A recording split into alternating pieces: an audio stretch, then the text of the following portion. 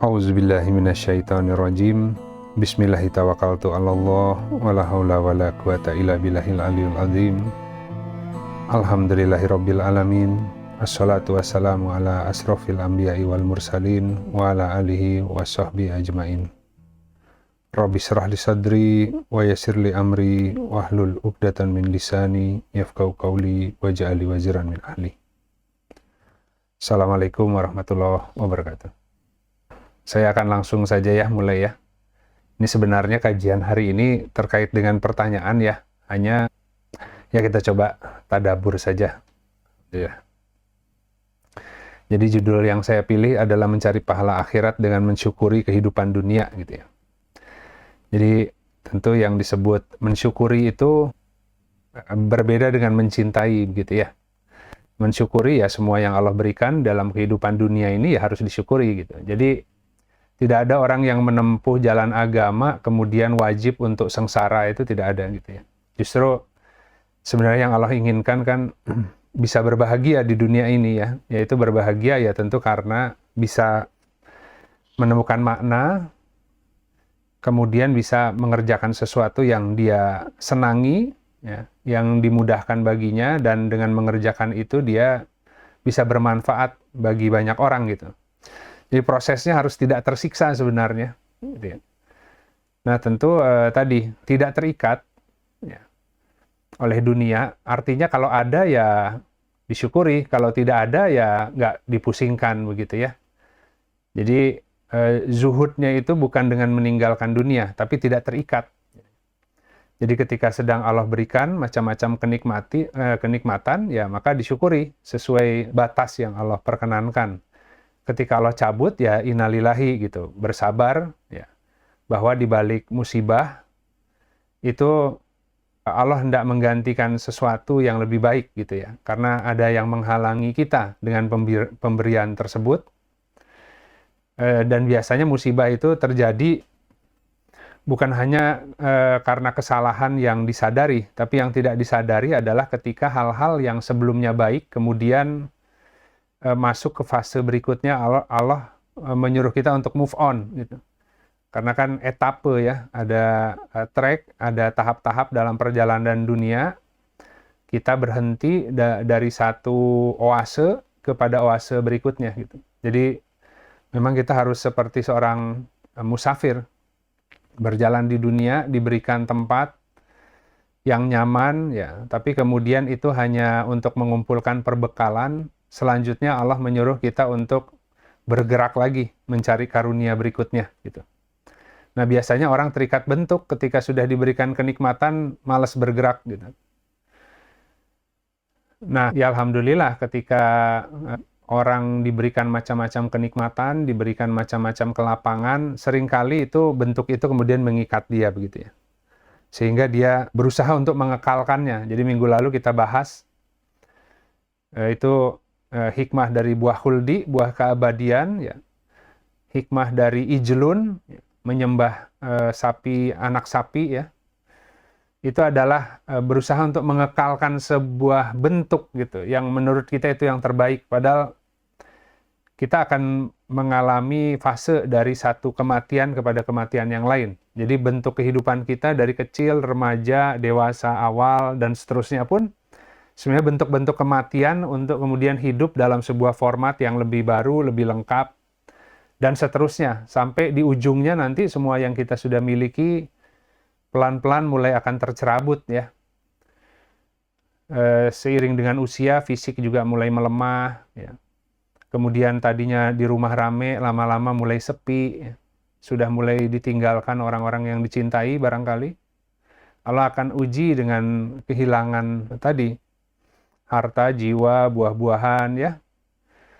Nah itu bentuk-bentuk kehidupan yang niscaya terjadi pada diri seseorang. Jadi paling berbahaya kalau seseorang kemudian terikat oleh bentuk.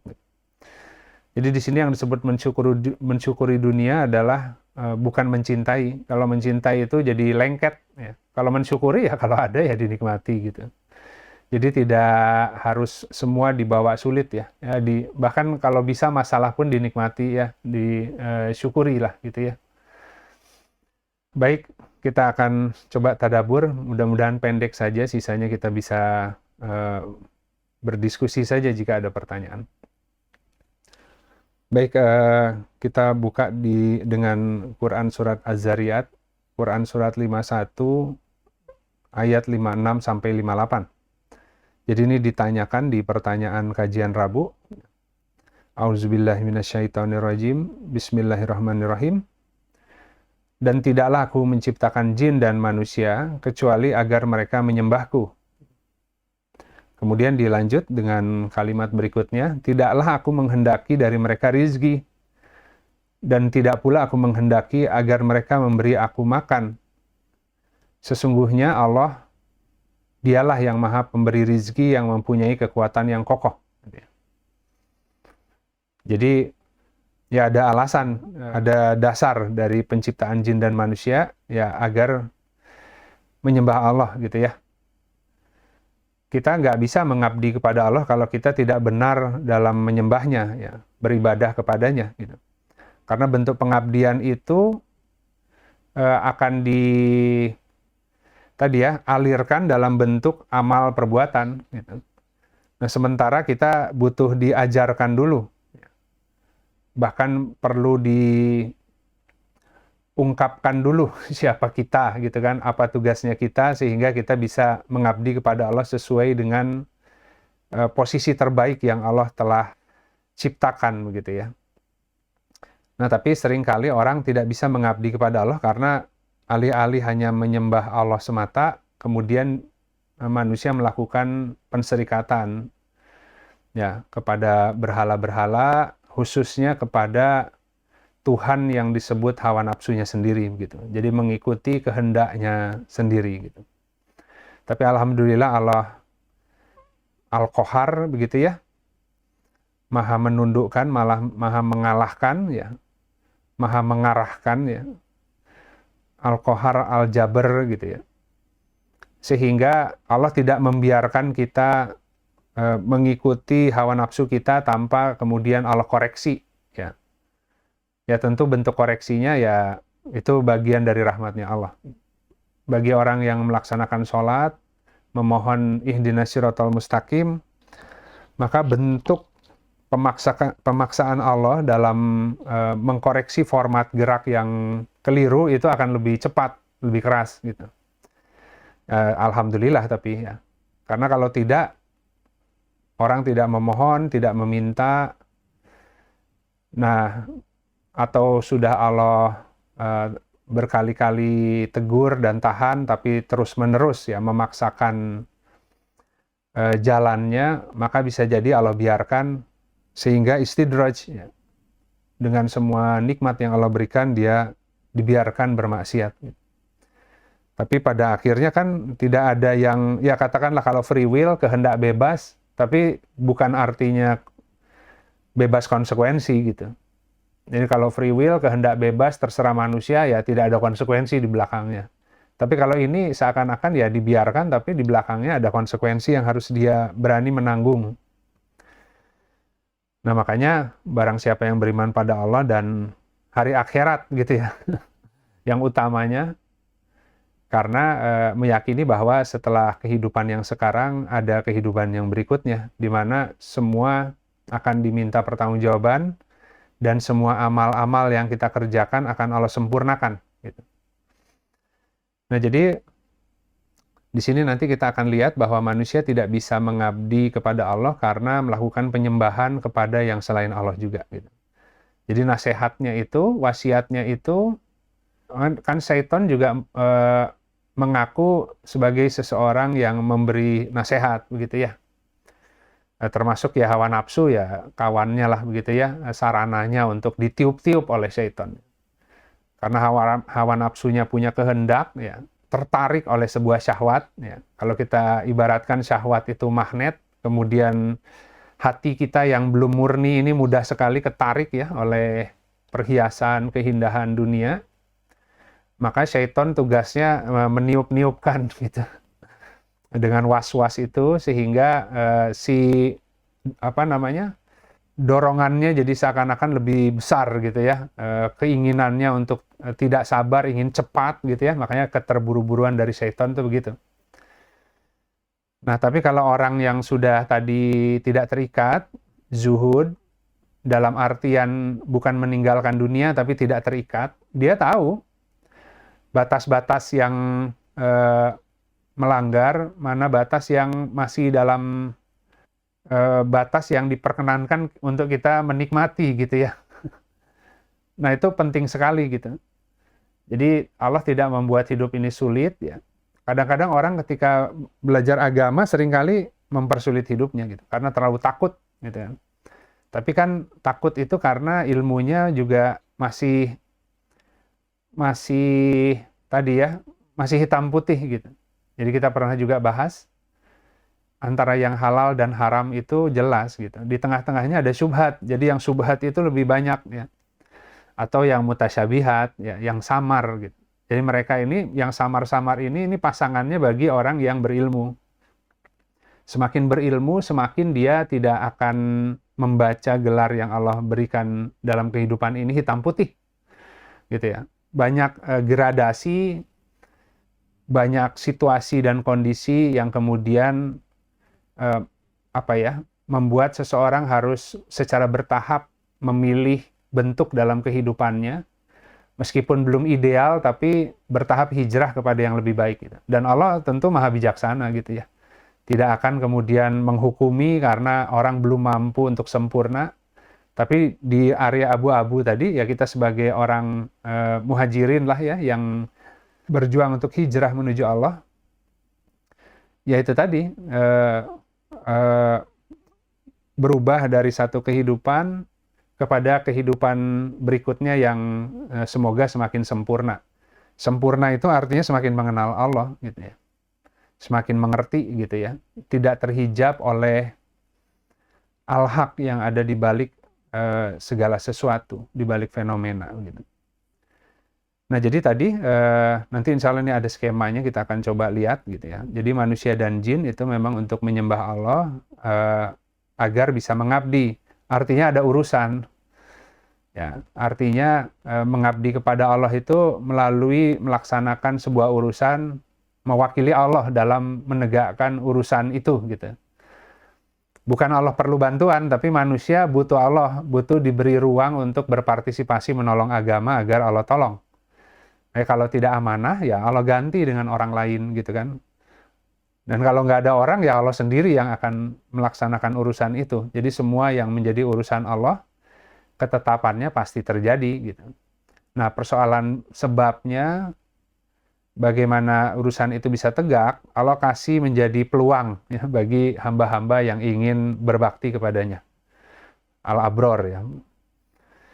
Nah, jadi tapi seringkali yang menghalangi manusia dalam menyembah Allah secara tadi ya, ikhlas dalam mengabdi kepada Allah adalah kekhawatiran masalah rizki gitu. Tapi kemudian Allah langsung jawab ya, tidak aku menghendaki dari mereka rizki dan tidak pula menghendaki agar mereka memberi makan gitu. Sesungguhnya Allah yang maha pemberi rizki, yang mempunyai kekuatan yang kokoh. Jadi kalau saja manusia itu bisa membangun tekadnya ya, dan keyakinannya, maka Allah tuh sudah punya paket rizkinya untuk setiap hamba yang melaksanakan tugasnya ya. Allah yang memberi upah gitu. Ini kan kisahnya Nabi Adam diturunkan karena kami tidak melihat padanya ada tekad yang kuat gitu kan. Ini bicara tadi huldi itu. Bicara bahwa manusia kasih nikmat sedikit kemudian berusaha mengekalkannya gitu. Sehingga ketika sudah punya harta, sudah punya keluarga yang lengkap, punya format hidup yang seakan-akan ini sudah bahagia, disuruh perang takut. Kenapa takut mati? Takut nanti kalau saya perang di jalan Allah, kemudian gugur, wah saya akan meninggalkan semua yang saya cintai gitu. Ya anaknya, ya istrinya, ya kehidupannya, ya hartanya kan. Makanya tadi nggak boleh mencintai, boleh mensyukuri kalau ketika ada gitu ya. Tapi ketika Allah suruh bergerak ke koordinat yang baru, kalau ada rasa cinta melebihi Allah dan Rasulnya dan berjihad di jalannya, tunggulah urusan Allah ya.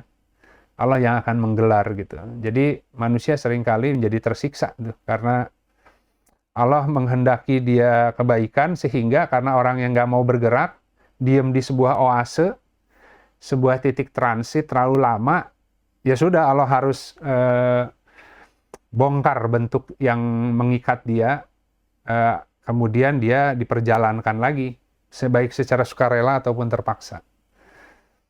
Nah, makanya kalau orang merasa terhambat karena terikat banyak bentuk, nanti bentuk ibadahnya kurban gitu ya. Jadi kurban itu kan menjadi sebuah bentuk permohonan doa bagi orang-orang yang terhalang. Makanya ketika Nabi Ibrahim diberikan seorang anak, kemudian sudah tumbuh kecintaan gitu kan, akhirnya disuruh disembelih gitu. Ya hanya ujian dari Allah ya. Ingin tahu apakah kemudian anak yang dicintai ya, itu melebihi cintanya kepada Allah. Apalagi terutama Nabi Ibrahim, karena bapaknya para nabi, jadi tidak bisa terikat cintanya hanya kepada satu makhluk gitu ya, selain pada Allah gitu, karena akan menjadi bapaknya para nabi. Ya jadi hikmahnya banyak lah gitu ya, tapi intinya seperti itu ya sahabat-sahabat. Jadi yang menghalangi manusia bisa beribadah, mengabdi kepada Allah adalah umumnya kekhawatiran masalah rizki. Karena nggak yakin bahwa kalau melaksanakan tugasnya Allah mengupah gitu ya. Bahkan sebenarnya Allah sudah siapkan paketnya gitu. Paketnya udah ada duluan, cuman orangnya tidak kunjung bertugas gitu. Sehingga malaikat yang disuruh untuk tadi ya mendistribusi paket sesuai pasangan orang itu, karena setiap penciptaan ada pasangan rizkinya gitu ya. Jadi penciptaan dan rizki manusia itu sesuatu yang berpasangan. Tidak Allah lahirkan ciptakan seseorang ya, atau jiwa begitu ya, kecuali itu sudah ada paket rezekinya. Nah itu yang kemudian seringkali kita merasa bahwa kita harus mencari sendiri yang namanya rezeki dan makan itu gitu, sehingga makin melalaikan kita dari merenung sebenarnya apa yang Allah paling kehendaki untuk kita laksanakan sesuai dengan gelar takdir yang Allah izinkan terjadi dalam kehidupan masing-masing. Baik, kita lanjut dulu. Kemudian yang kedua, Quran Surat Al-Qasas, Quran Surat 28 ayat 77, ini juga pertanyaan. Dan carilah pahala negeri akhirat dengan apa yang telah dianugerahkan Allah kepadamu. Tetapi janganlah kamu lupakan bagianmu dari dunia. Dan berbuat baiklah kepada orang lain sebagaimana Allah telah berbuat baik kepadamu. Dan janganlah kamu berbuat kerusakan di bumi. Sesungguhnya Allah tidak menyukai orang yang berbuat kerusakan. Ya, jadi itu tadi dari kisah hikmah Adam alaihissalam, yang semula sudah ditaruh di sorga, dirasakan kenikmatan di sana, tapi kemudian digoda oleh syaitan agar bisa kekal kenikmatan yang dirasakan itu, maka disuruhlah makan buah khuldi gitu kan ya. Maka dengan serta-merta Adam alaihissalam dan istrinya menyalahi perintah Robnya gitu, sehingga lepaslah pakaiannya, tampak auratnya gitu ya. Kalau kita ya syahwat lah gitu ya. Nah pakaian tadi adalah pakaian ketakwaan gitu. Nah kita hari ini kan begitu, berapa banyak orang yang imannya di tepian gitu. Dia beriman, tapi ketika diuji dengan macam-macam kefakiran, dia langsung copot tuh pakaian takwanya. Nah yang kita harapkan adalah tentu tadi dengan macam-macam godaan pun tetap bisa yakin full kepada Allah, karena Allah yang mengizinkan bahkan syaitan dan makhluk lain untuk menguji kita dengan macam-macam keburukan ya. Jadi tidak akan menimpa orang yang kemudian Allah beri petunjuk ya, dan Allah lindungi gitu. Ya cuman ya balik lagi dari sisi kitanya juga harus berjuang gitu ya. Kadang-kadang banyak ketakutannya gitu. Tapi di override oleh ilmal yakin hingga dia bisa melihat kebenaran itu, ainul yakin, hingga dia bisa merasakan, menjadi hakul yakin. Dan sebenarnya kita disuruh mengabdi kepada Rob hingga datang kepadamu al-yakin gitu. Jadi harapannya ya sebelum meninggal nanti sudah yakin gitu ya. Repot kalau belum meninggal, kalau nanti meninggal belum yakin itu artinya orang yang belum meyakini itu akan banyak terhalang, akan banyak penserikatan gitu ya. Khususnya terkait rezeki aja gitu. Kita jadi banyak menoleh kiri kanan karena kekhawatiran, karena keraguan gitu. Makanya ketika di kubur, pertanyaan pertama adalah man robbuka gitu. Siapa Robmu? Gitu. Karena Rob adalah yang Tuhan yang tadi memelihara ya, termasuk memberi rezeki, memberi penghidupan gitu. Bukan yang disembah ya, tapi yang menjamin semua kehidupan ini ya, yang menjamin alam ini ada, yang memelihara, yang memberi rezeki, itu di situ. Karena bentuk penserikatannya adalah kekhawatiran terkait jaminan hidup. Nah, jadi balik ke ayat ini, tadi mensyukuri kehidupan dunia ya. Jadi dengan semua yang Allah berikan hari ini, memang kita harus mencari kehidupan akhir, karena waktu awal itu kita sudah di sana ya, kisah Nabi Adam itu. Tapi kemudian ditransitkan, diturunkan ke dunia sebagai alam penempaan, agar kemudian bisa kembali naik gitu, ke alam keabadian. Ya alhamdulillah sekarang di bulan Ramadan, bulan puasa, kan juga ada hadis demikian ya, bahwa sesungguhnya dunia itu adalah sorga bagi orang-orang kafir, dan penjara bagi orang-orang yang beriman gitu. Jadi di dunia ini kita tempat berpuasa memang. Berbukanya nanti ketika menemui Rob ya, ketika kita meninggal gitu. Jadi apa yang kita tuai nanti adalah tergantung dari saum kita hari ini di dunia gitu.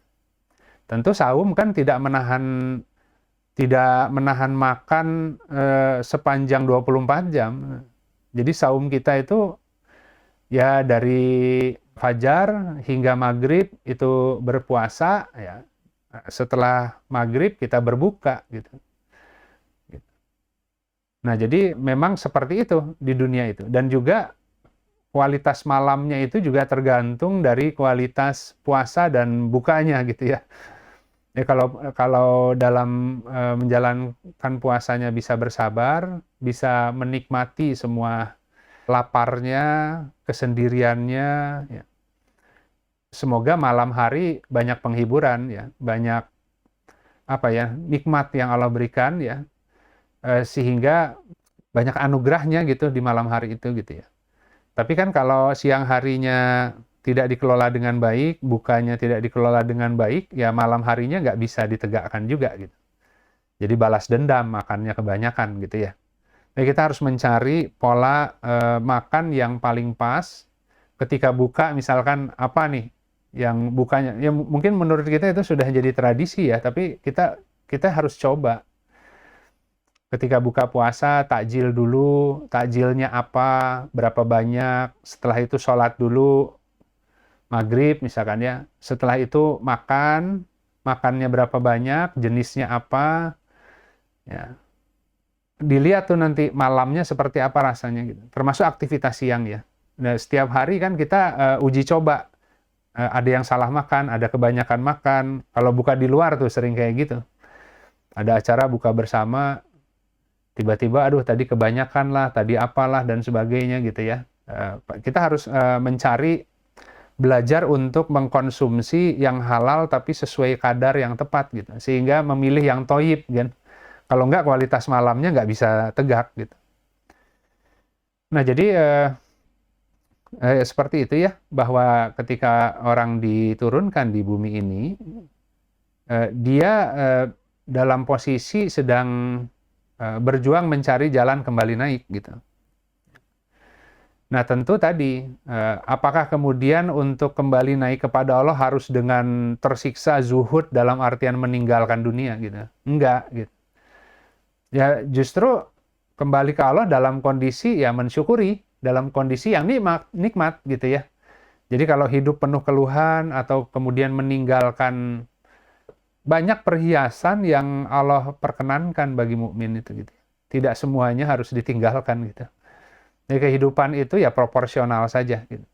Proporsional saja. Nah, tapi utamanya adalah tadi dengan cara berbuat baik kepada orang lain sebagaimana Allah telah berbuat baik kepadamu gitu ya. Jadi sebenarnya ini amal soleh kan? Jadi bagaimana kita berlaku baik kepada orang lain sebagaimana Allah berlaku baik kepada kita. Kita ingin mensyukuri semua karunia yang Allah berikan kepada kita berupa kebaikan-kebaikan dengan cara membagi kebaikan itu kepada orang lain gitu. Itu konsep sedekah begitu ya. Dan jangan berbuat kerusakan ya. Sesungguhnya Allah tidak menyukai orang yang berbuat kerusakan. Nah, jadi sebenarnya kalau di sini yang dikatakan jangan lupakan bagian dunianya itu adalah ya tadi ya. Kita bisa mengambil macam-macam kenikmatan sesuai batas yang Allah perkenankan lah gitu. Asal tidak melalaikan gitu. Nah, tentu tadi dalam beramal, dalam berkarya ya harus nikmat gitu, nggak boleh tersiksa gitu. Nggak boleh ini perjuangan untuk robku kemudian dilakukan dengan penuh tantangan dan ketersiksaan, nggak. Harusnya itu karena memang dia diciptakan untuk itu, dia bisa hidup malah. Jadi orang yang hidup dan tegak di dunia itu ya. Ya tadi ya Allah Al-Hayy dan Al-Qayyum gitu. Jadi banyak orang ya hidup tapi tidak tegak dalam dunia ini gitu. Ya tegak karena tidak masuk ke urusan yang terbaik yang Allah sediakan bagi dia. Baik, kemudian kita lanjut dulu. Ini ada sebuah hadis gitu. Ya karena ada pertanyaan ya. Nah, ini bahwa segala sesuatu itu ada zakatnya gitu. Ini hadis riwayat Ibnu Majah ya. Dari Abu Hurairah bahwasanya Rasulullah Shallallahu alaihi wasallam bersabda, sesungguhnya pada segala sesuatu ada zakatnya. Dan zakat daripada tubuh adalah puasa. Ya, berpuasa ini adalah zakat daripada tubuh ya. Jadi orang-orang yang kemudian dalam 1 tahun tadi memperlakukan tubuhnya dengan kurang baik lah mungkin ya, dengan sebuah pola asumsi yang tidak balance, yang tidak thayyib gitu.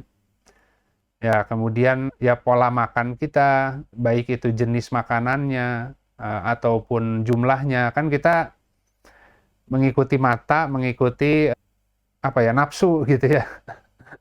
Nafsu pengen gitu ya. Kita sampai nggak bisa membedakan mana lapar, mana pengen gitu ya. Jadi kita makan itu mungkin sudah menjadi sebuah bentuk terapi psikologis ya. Tadi lagi sedih makan, lagi bahagia makan. Semua perayaan itu dengan makan lah gitu ya. Bentuknya begitu. Ya itu tadi bahwa dalam 1 bulan puasa itu kemudian mulai diperbaiki gitu. Karena zakat itu kan tidak bisa tumbuh ya karena banyak hal yang kemudian kotor ya. Nah sehingga ya itu tadi mungkin ya orang di luar sudah rame-rame tentang intermittent fasting, tentang ya macam-macam ya betapa benefit dari puasa gitu. Ya sebenarnya kalau kita mengikuti sunnah saja itu harusnya lebih dari cukup. Ya misalkan kalau Rasulullah ya Senin Kemis gitu ya. Senin Kemis itu jauh lebih cukup gitu. Jadi kalau misalnya kita sekarang katakan ya boleh saja ya ketika orang misalkan sudah over kemudian menjalani pola kehidupan dengan salah sehingga tubuhnya itu banyak penyakit. Nah, kemudian dia berusaha untuk menjalani sebuah pola diet tertentu yang itu kemudian merecover kembali ya. Dengan tadi dipuasakan dan memilih jenis makanan sehingga banyak tadi yang mengendap ya, yang tidak baik itu kemudian dikuras lah gitu. Kurang lebih seperti itu. Nah, padahal sebenarnya di Islam sendiri ya sudah diajarkan bahwa hidup itu polanya harus seperti ini gitu. Jadi tadi kita ada puasa Senin Kamis gitu kan, kemudian cara makan, kapan berhenti, kapan makan, ya berapa banyak ya kan, ada 1/3 untuk makanan, 1/3 untuk air, 1/3 untuk udara gitu ya. Ini sudah banyak sebenarnya. Jadi kalau itu yang dikumpulkan, kemudian dibuat sebuah kajian yang intensif lah terkait dengan melaksanakan pola hidup secara tuntunan sunnah begitu ya. Itu mungkin akan punya daya yang luar biasa ya, bukan hanya untuk kesehatan tubuh tapi termasuk untuk pertumbuhan jiwa gitu. Jadi akan berbeda tentu dengan pola-pola yang di luar, yang mungkin lebih kepada fisik fokusnya gitu. Tapi kalau yang disebut jiwa pun bukan hanya jiwa punya perasaan secara psikologis menjadi tenang ya. Orang jadi vegetarian kemudian jadi tenang gitu, bukan begitu. Tapi punya daya lambung spiritual yang bisa memudahkan dia untuk bermunajat kepada Allah. Ya, itu tentu dengan menjaga makanan, karena para nabi itu yang diperintahkan khusus adalah menjaga makanan. Nah, jadi tadi bahwa berpuasa adalah zakatnya tubuh gitu.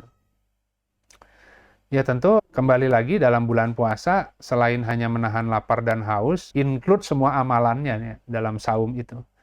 Karena saum sendiri kan bukan amalan untuk kita, tapi amalan untuk Rob gitu. Jadi segala amal kebaikan Bani Adam Allah ganjar 10 hingga 700 kali kecuali saum, karena sesungguhnya saum itu untukku, kata Allah. Maka barang siapa yang berpuasa gitu kan ya. Nah, karena itu milik Allah, Allah yang memberikan ganjarannya gitu. Nah, kalau puasanya benar, malam hari itu Allah yang akan memberikan banyak karunia-Nya gitu. Puncaknya nanti Lailatul Qadar gitu. Tapi tidak hanya di Lailatul Qadarnya, di semua bulan Ramadan. Ya, di semua bulan Ramadan khususnya, ataupun di luar Ramadan ketika kita berpuasa demi Rob gitu. Sebenarnya itu. Baik, begitu sahabat-sahabat. Jadi memang kalau seandainya tadi tubuh ini ada zakatnya, yaitu dengan berpuasa, ya tentu tadi ada ilmu, ada tenaga, dan lain sebagainya, semua ada zakatnya gitu ya. Memang kalau secara syar'i, zakat itu terkait dengan persoalan harta begitu ya. Nah, tapi kan dia adalah bentuk sedekah yang wajib. Jadi sedekah yang diwajibkan, kalau terkait dengan harta adalah zakat, yang harus dikeluarkan ada hak orang lain di sana, dan kalau itu ditahan, itu mengotori yang lain, harta yang bersih.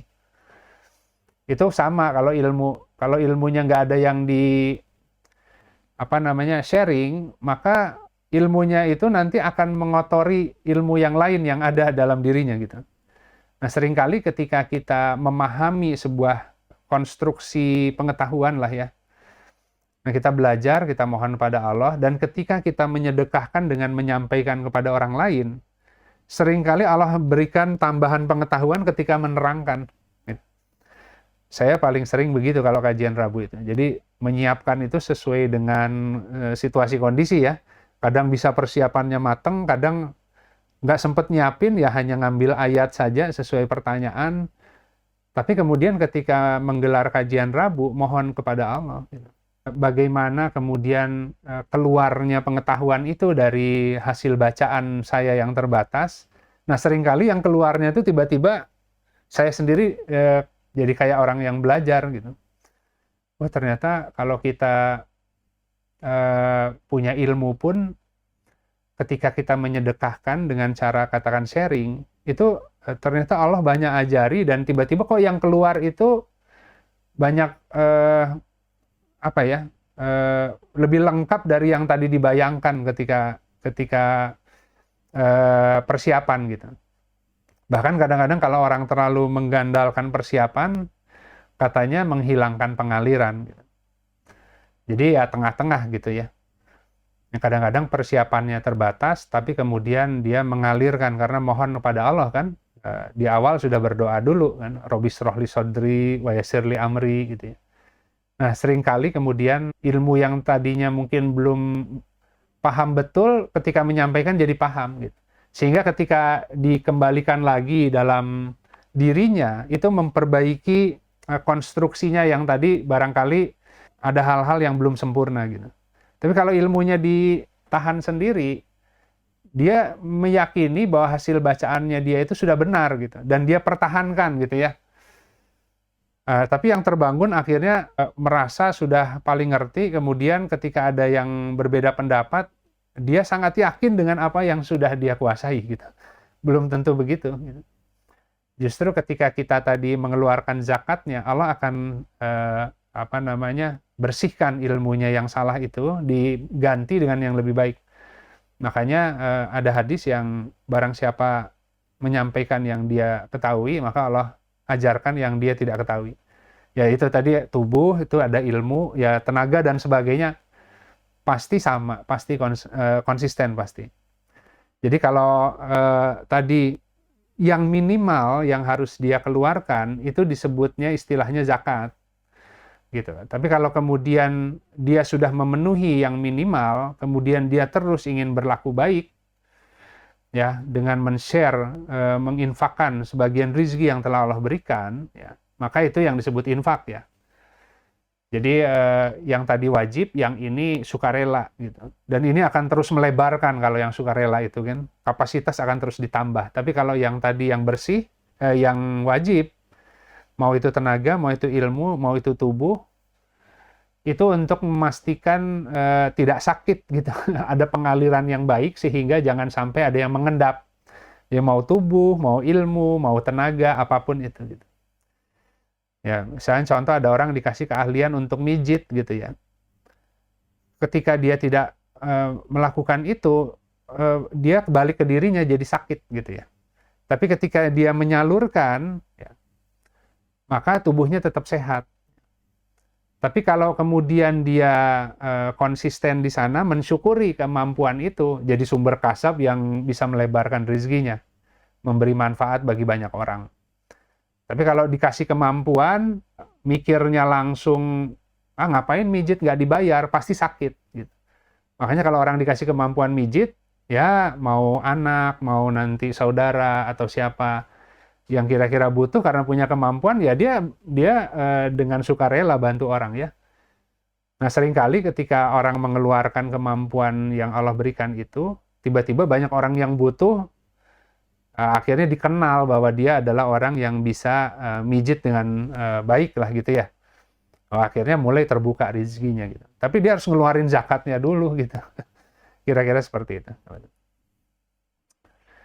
Nah baik, ini ada skema sedikit yang tadi, kalau ini saya ambil dari kitab At-Tanwir nih Ibnu Atha ya, terkait dengan hikmah penciptaan jin dan manusia. Jadi ini sedikit menjelaskan terkait dengan hikmah dibalik diciptakannya jin dan manusia begitu ya. Nah, cuman ini ringkas saja, sebagian sudah disampaikan tadi melalui penjelasan ayat. Nah, kira-kira seperti ini sahabat-sahabat. Jadi Allah itu menciptakan jin dan manusia khususnya ya. Dan ini satu paket ya. Allah menciptakan dan memberi rizki. Gitu. Jadi semua yang Allah ciptakan sudah diberikan pasangannya. Jadi tidak ada setiap jiwa yang lahir belum ada pasangannya. Pasangan rizkinya, pasangan urusannya, nanti jodohnya, pasangan umurnya, berapa lama dia di dunia, gitu kan ya. Itu semuanya sudah Allah desain, gitu. Sudah Allah tetapkan ya. Nah, bahwa kualitasnya itu nanti tergantung kadar yang mampu dia terima ketika di dunia gitu.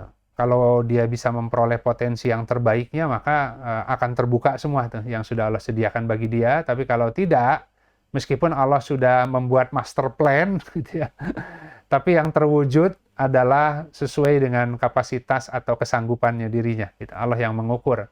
Itulah nanti Lailatul Qadar ya yang akan kita temui ya. Berapa banyak Al-Quran yang akan Allah turunkan ke dada seseorang ya untuk tadi dalam 1 tahun ke depan gitu. Berapa banyak gitu. Tentu karena yang akan diturunkan adalah Al-Quran ya, itu semuanya itu nanti akan diatur dengan peristiwa gitu. Jadi ada seperti ada asbabun nuzulnya agar ayat itu bisa masuk ya ke dalam dada kita dalam 1 tahun ke depan. Nah, kapasitasnya berapa banyak? Itu orang mohon pada Allah di Lailatul Qadar.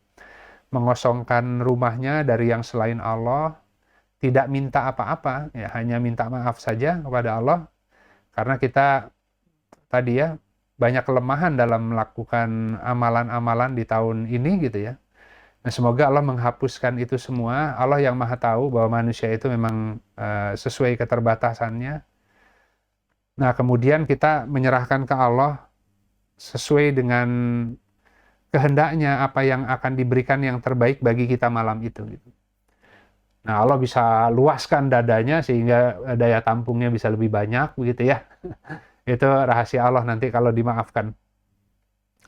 Nah, jadi tadi hikmah penciptaan jin dan manusia untuk beribadah itu artinya sudah dibahas tadi. Dia menyembah Allah dulu agar dia kemudian bisa memahami cara mengabdi yang terbaik. Gitu. Jadi manasik itu tata cara ibadahnya itu akan dikasih tahu bagi setiap orang manasiknya seperti apa. Nggak sama begitu ya. Meskipun ritualnya kalau kita haji ya itu ada manasik. Ya. Tapi kan di situ ada simbol-simbolnya, ada syiarnya ya. Ada Safa dan Marwa, ya ada sa'i gitu kan, ada tawaf.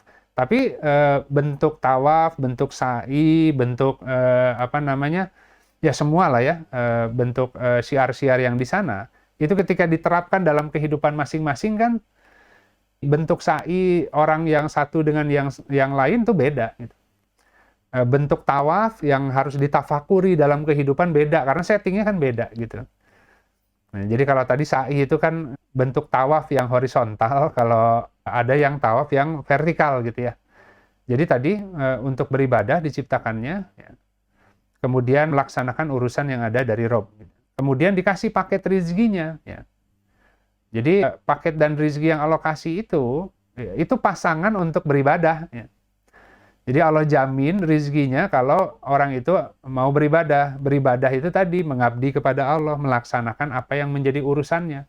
Kalau dia memahami itu dan melaksanakan itu full, Allah berikan upahnya gitu. Karena udah ada pasangannya, tinggal diturunin aja gitu. Nggak harus dicari sebenarnya ya. Nah, tapi kemudian tadi kan seakan-akan harta dan jiwanya itu milik dia. Padahal Allah itu kemudian tadi menawarkan untuk membeli dengan sorga gitu. Ya artinya membelanjakan sebagian karunia yang karunia dari Allah di jalannya Allah. Gitu ya. Jadi orang bisa mengatakan bahwa Allah sudah memberikan dia rizki, ya. Tapi kemudian dia mengembalikan lagi kepada Allah gitu. Nah, jadi Allah bahasanya seperti minjam gitu, qardul hasan. Nanti Allah bayar dengan pelipat gandaan dan bunga gitu kan ya. Baik itu di akhirat maupun nanti ada yang di dunia semakin terbuka si rizkinya begitu. Nah, jadi ada dua tadi hikmah penciptaan manusia sendiri, dia tidak akan tahu seperti apa dia bisa mengabdi kalau dia tidak beribadah dengan lurus. Gitu kan ya. Nah, kemudian dia akan mengetahui juga bahwa semua harta dan jiwa yang diberikan, semua kemampuan, semua kelapangan, itu ada pasangan urusannya. Gitu ya. Nah, sehingga nanti dia dengan mudah bisa memasangkan ketika dia ngerti untuk apa dia diciptakan, ya, apa yang harus dia laksanakan sebagai wakil Tuhan, ya, khalifah di bumi ini, mewakili Allah dalam melaksanakan urusan. Dan kemudian kalau dia lihat sumber dayanya, kemampuannya, bahkan hartanya yang diberikan, itu semua sudah satu paket gitu. Jadi akan mudah melaksanakan urusan itu gitu, kalau ketemu. Nah, jadi manusia itu bukan diciptakan untuk dirinya sendiri gitu ya. Bukan diciptakan untuk dirinya sendiri. Ya. Allah menciptakan manusia ada tujuan khusus, ada tujuan tertentu. Dan itu untuk Rob gitu. Nanti manusia diberikan kehidupan untuk dirinya sendiri kalau sudah meninggal. Makanya dia puasa ketika di dunia, hidupnya untuk Robnya. Gitu. Diganjar oleh Allah nanti diberikan kehidupan bagi dirinya yang kekal abadi dalam kenikmatan kalau dia berhasil. Gitu. Jadi selama di dunia, hidupnya itu bukan untuk dia, itu untuk Robnya. Gitu. Jadi kalau sahabat-sahabat nanti baca di misalkan hikmah kisah Musa juga begitu. Sesungguhnya aku menciptakanmu untuk diriku sendiri. Gitu. Nah, tugasnya adalah memenuhi hak-hak Tuhan. Sisanya Allah yang jamin kalau dia memenuhi hak-hak Tuhan. Gitu ya. Ya tadi, menjadi wakil atau urusan atau khalifahnya gitu, di bumi ini. Gitu. Nah, pasti dunia otomatis akan aman lah gitu ya. Karena memang dia diciptakan untuk itu dan paket rizkinya memang untuk itu gitu. Tapi ketika dia meninggalkan pengabdian, kemudian hanya mengais-ngais rizki, mencari makan untuk kehidupan dunia, seakan-akan dia lupa bahwa dunia ini seakan-akan Allah taruh, dia suruh cari makan sendiri, cari rizki sendiri, ya beramal sendiri, milih-milih sendiri. Padahal sebenarnya itu sudah ada semua, sudah ada ketetapannya ya. Kenapa dia harus turun, kenapa di zaman ini, kenapa bertetangga dan satu zaman dengan orang-orang yang ada di sekitarnya, itu menjadi pasangan-pasangan urusan juga untuk melaksanakan sebuah urusan khusus dari Allah. Nah, kemudian kita lihat ada, ini di kitab At-Tanwir itu disebutkan bahwa ada 4 malaikat pengiring gitu di setiap manusia itu. Ya, jadi malaikat yang pertama itu mengatakan, sungguh baik jika dia tidak diciptakan gitu ya. Karena mungkin malaikat itu dulu kan pernah mengatakan kepada Allah bahwa kenapa engkau hendak menjadikan seorang khalifah yang kerjanya itu hanya menumpahkan darah gitu dan membuat kerusakan di muka bumi gitu ya. Tapi karena kemudian banyak manusia yang melakukan itu, ya ada malaikat mengatakan ya andaikan kamu tidak diciptakan kamu tuh akan lebih baik ya. Ya, bahkan jika diciptakan menjadi sebuah debu itu akan lebih baik gitu. Karena kalau jadi manusia itu repot nanti. Udah diciptakan tuh pasti diminta pertanggungjawaban ya. Ini repot karena nggak melaksanakan dan tidak ngerti gitu. Zolim dan bodoh seterusnya gitu sampai wafat. Kemudian malaikat yang kedua mengatakan sesungguhnya akan baik jika saja dia tahu untuk apa dia diciptakan gitu. Di situ nggak ada keterangan ya malaikatnya mana ya, yang kiri, kanan, depan, belakang yang mengatakan ini, tapi bisa diduga lah gitu ya. Tapi kemudian malaikat yang kedua mengatakan sesungguhnya akan baik jika dia tahu untuk apa dia diciptakan. Gitu. Nah kemudian malaikat yang ketiga mengatakan sesungguhnya baik jika dia melaksanakan. Ya. Jadi ada orang yang kemudian tahu untuk apa diciptakan nggak melaksanakan gitu. Dia ngerti kok dikasih kenikmatannya apa, dikasih kemudahannya apa, tapi pelit kan. Nggak mau bersedekah gitu ya. Akhirnya semua kenikmatan itu, karunia itu hanya dipakai untuk memperkaya diri sendiri, untuk keuntungan diri sendiri. Ya dia ngerti, dia dikasih keahlian, kemudahan di bidang-bidang tertentu, tapi semua hanya untuk cari uang. Gitu. Jadi tidak melaksanakan artinya gitu kan ya. Nah, jadi tadi baik jika melaksanakan. Kemudian ada malaikat yang keempat mengatakan, dan juga baik jika ia bertaubat ketika dia tidak melaksanakan. Gitu. Jadi mungkin banyak dari kita mukmin yang ngerti kemudahan, potensi yang Allah berikan ke setiap diri, tapi tadi karena kehidupan dunia itu lebih menjadi perhatian kita hari ini, kita lupa mengabdi kepada Allah ya. Nah, sehingga kita tidak melaksanakan perintah Allah itu untuk menginfakkan sebagian rezeki yang Allah berikan. Bahkan tadi, berjihad dengan harta dan jiwa, berjual beli dengan Allah agar diganjar dengan sorga, itu kita tidak melakukan. Gitu. Kita malah ngasih ke Allah itu yang sisa-sisa. Padahal sebenarnya nggak seperti itu ya. Nah, kalau dengan konstruksi ilmu yang lebih utuh, kan kita yakin bahwa semua dari Allah, ketika kita dengan sukarela membelanjakan di jalan Allah, membelanjakan di jalan Allah itu bukan berarti semua disedekahkan ke orang lain. Dipakai untuk membiayai semua urusan dia, ya, yang kemudian mengabdi kepada Allah tadi. Gitu. Jadi kalau mau bertugas di jalan Allah, ya peralatannya harus canggih, tergantung dengan tugasnya. Gitu. Nggak boleh pelit di situ. Nah harus beli peralatan, kendaraan, harus bagus semuanya ya. Ya, supaya bisa bertugas dengan baik gitu di jalan Allah. Nah, itu pasti akan Allah terus tambah buka karena orang mau jihad di jalan Allah masa nggak dikasih modal dan amunisinya lah begitu. Nah, demikian mungkin sahabat-sahabat yang mampu disampaikan di siang ini. Ya, sekali lagi selamat berpuasa. Semoga dengan sisa puasa yang masih ada betul-betul kita bisa meraih ketakwaan ya pada Allah ya. Dengan semua keterbatasan kita, memaknai puasa di siang hari, seminimalnya Al-Quran jangan lupa dibaca gitu. Khususnya di malam hari begitu ya. Mau 1 ayat, 2 ayat, mumpung ini bulan yang Allah mudahkan, bulan di mana Al-Quran diturunkan, maka banyak berkahnya, banyak kemudahan membaca dalam waktu yang sama dengan ketika di luar Ramadan, tapi biasanya yang masuknya lebih banyak pemahamannya gitu. Baik sahabat-sahabat, kita sama-sama akhiri dengan beristighfar pada Allah dan kita tutup dengan doa kafaratul majlis. Astaghfirullahaladzim, alladzi la ilaha illa huwal hayyul qayyum wa atubu ilaik. Subhanakallahumma wa bihamdika asyhadu alla ilaha illa anta astaghfiruka wa atubu ilaik. Subhana rabbika rabbil izzati amma yasifun wa salamun alal mursalin walhamdulillahi rabbil alamin. Wassalamualaikum warahmatullahi wabarakatuh.